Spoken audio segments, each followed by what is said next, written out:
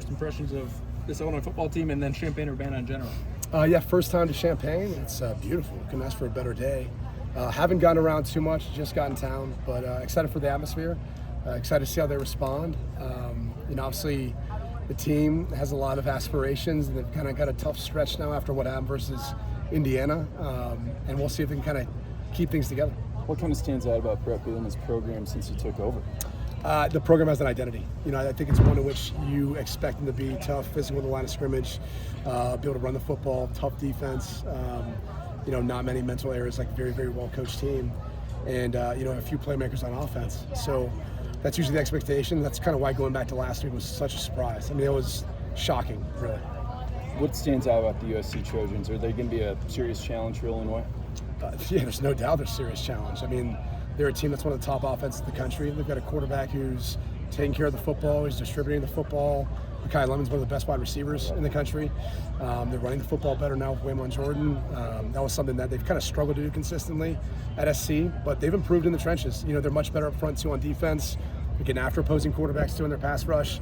Have some troubles in the secondary, a little bit of some blown coverages, but this is a very, very complete team that's kind of moving back towards, I think, what Lincoln Riley had going there at Oklahoma. So it'll be a huge test for Illinois. What are your impressions of Luke Altmyer, third year here at Illinois? Yeah, look, he's extremely mature. I had the chance to sit down with him before the season. I love everything he's about. He's all about ball. He's a smart young man.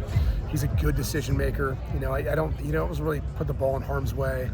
I think he's accurate with the football and knows where he wants to go with it too. Puts his team in a good position in that sense. So, he's tough. To go through the pounding that you take in a game like last week where it feels like nothing's going right, he's able to keep fighting, stay in that fight. So this will be another one where I'm sure they're going to want it to be a lower scoring, physical, knockdown, drag out fight. But he's going to have to do his part to make some big time plays too. On the other side of the ball, we got Gabe Jacas. I don't know how much of him you've watched, but yeah. What jumps out at tape when you see him? He kind of just all over the place, as far as linebacker. Like I would actually say, between Jacas and then Gentry, this is one of the better low-key linebacker matchups because everyone wants to talk offense, and then kind of curious to see how the trenches will play out. But as far as side-to-side linebackers, both these guys are the epitome of that. Gentry's a different type because how tall and lanky he is, but both these guys kind of inhibit all the things you need to be able to do. And it's not just stuff in the run. You have to be able to play in coverage too. From your experience as a player, how tough is it and what goes into bouncing back from a demoralizing loss like that? Gosh, I mean, it's so tough to wipe it away clean and move on, especially when it was kind of in felt like a standalone spot, everyone watched it. So the toughest thing you have to retrain yourself to do first before, especially if you're Luke Altmyer, a leader, or any of the leaders in this team, is convince yourself that it was just a bad day. It's just, you don't want it to snowball, right? You don't want Indiana to beat you a second time because Southern Cal is good enough as it is. So it's convince yourself that a bad game, there's nothing you can do about it now, learn from the mistakes and get better from it, and then try to continue to keep preaching that optimism to your teammates too, and making sure they understand there are 16 guys who returned this year. Some of these guys returned for a reason with high expectations.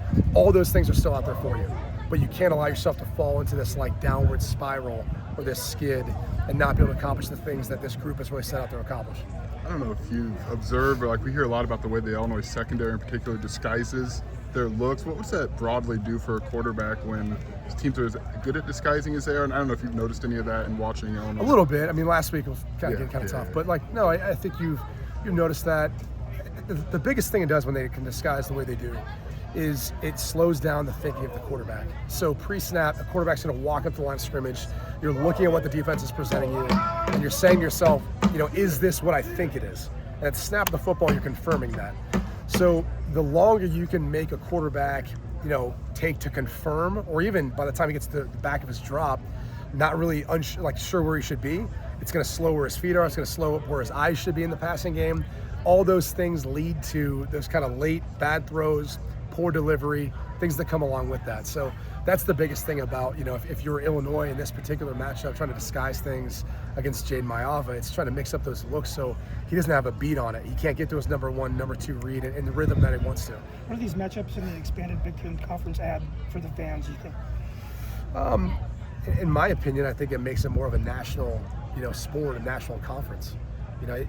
I mean, again, it's different with my perspective being a Notre Dame guy, but You used to have these conferences where it felt so regional. Now it's coast to coast. And so you get a lot of people from the Midwest, playing these, West Coast elites, if you will. So it's almost like a battle of cultures. I think it's awesome to see how it plays out. And these teams are really, their identity and their styles are very different. Southern Cal is this kind of flashy, high octane, big, big play type offense where they don't want to get a street fight. And I think that's exactly how Bret Bielema would like this game to go. What do you think it will mean for Illinois season if they're able to bounce back tomorrow and get a big win over this powerhouse? I think it gets them back on track, but by no means. Is it over? They still have a tough slate ahead.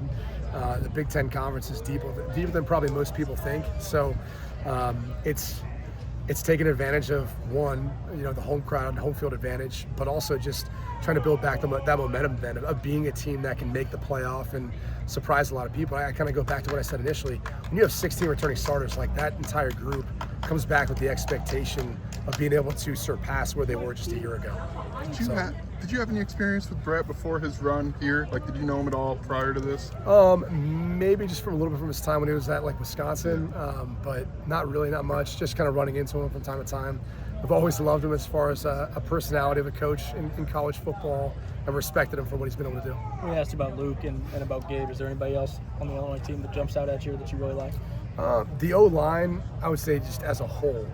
And that's why going back to all those guys coming back and the way last week worked out, I'm still trying to find answers. It'd be nice to go sit down with the coaching staff and go through the tape together, because then you're going, all right, a little better understanding what happened. It wasn't just a physical personnel thing where they were mismatched.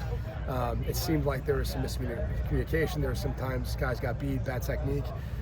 There's some other times where Luke's got to dump down the football. You can't hold on to the football forever either, or keep trying to look for some of those big shots just because you're down by a lot. So all those things end up playing a factor. But the O-line group, I think, for Illinois in this game is going to be more important than anyone. They can't allow Southern Cal, and trust me from playing against them, they can't allow that group to put you in a one-dimensional pass only and let them pin their ears back and rush you, because they're going to fall victim to the same exact thing that happened last week. All right. Thanks, guys.